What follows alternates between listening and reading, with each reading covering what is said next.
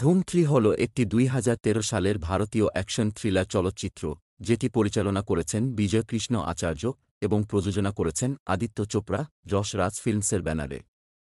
এটি জনপ্রিয় ধুম ফ্র্যাঞ্চাইজির তৃতীয় ইনস্টলমেন্ট এবং এতে মুখ্য ভূমিকায় আছেন আমির খান, অভিষেক বচ্চন, ক্যাটরিনা কাইফ এবং উদয় চোপড়া।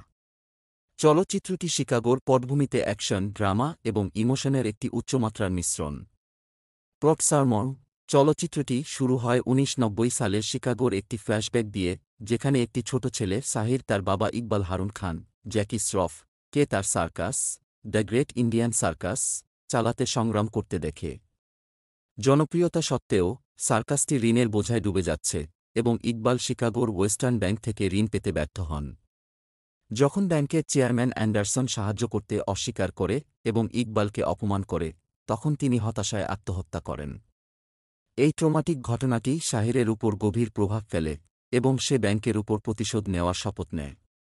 বছর পরে শাহির, আমির খান, বড় হয়ে একজন মাস্টার চোর এবং আক্রোব্যাটে পরিণত হয় এবং তার দক্ষতা ব্যবহার করে শিকাগোর ওয়েস্টার্ন ব্যাংক বারবার লুট করতে থাকে।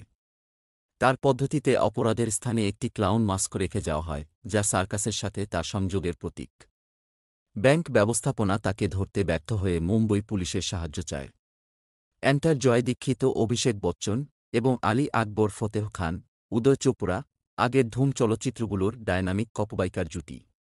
জয় এবং আলী শিকাগোতে পৌঁছে এবং কেস তদন্ত শুরু করে। তারা শীঘ্রই বুঝতে পারে যে শাহির একজন সাধারণ চোর নয়, বরং একজন অত্যন্ত বুদ্ধিমান এবং দক্ষ ব্যক্তি যার ব্যাংকের বিরুদ্ধে ব্যক্তিগত প্রতিশোধের ইচ্ছা রয়েছে।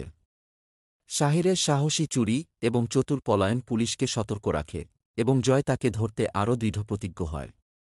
গল্পটি এগিয়ে যেতে যেতে প্রকাশ পায় যে শাহিরের একটি যমজ ভাই আছে, শামার, যিনি একটি শারীরিক অক্ষমতার কারণে ছায়ায় বসবাস করছেন। শামার হলেন শাহিরের নিষ্ঠুর এবং সংকল্পবদ্ধ ব্যক্তিত্বের বিপরীতে একটি সংবেদনশীল এবং দুর্বল চরিত্র।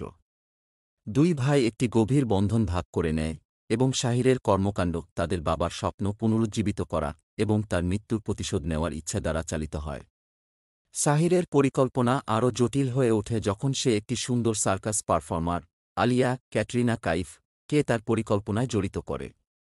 আলিয়া শাহিরের ডাবল লাইফ সম্পর্কে অজানা এবং তার খেলার একটি পেয়াদা হয়ে ওঠে।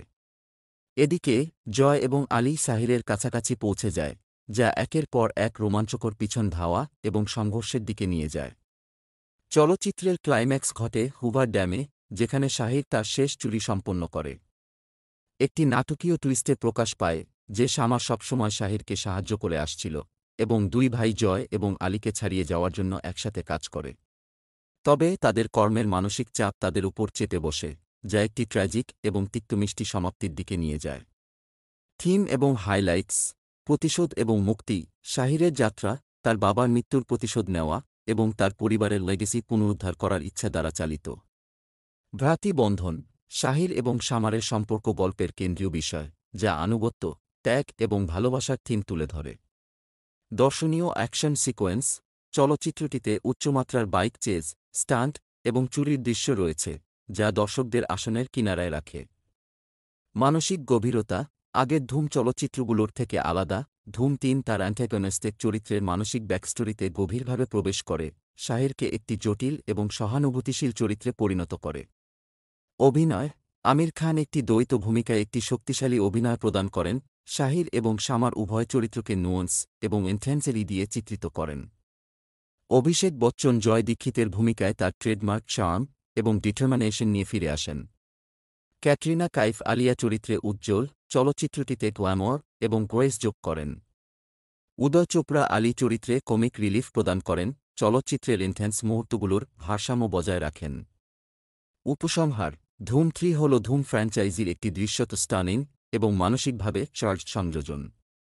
এর গ্রিপিং স্টোরিলাইন, ব্রেথটেকিং অ্যাকশন সিকোয়েন্স এবং স্টাওয়ার অভিনয়ের সাথে চলচ্চিত্রটি এন্টারটেইনমেন্ট এবং ড্রামা এর একটি নিখুঁত মিশ্রণ অফার করে।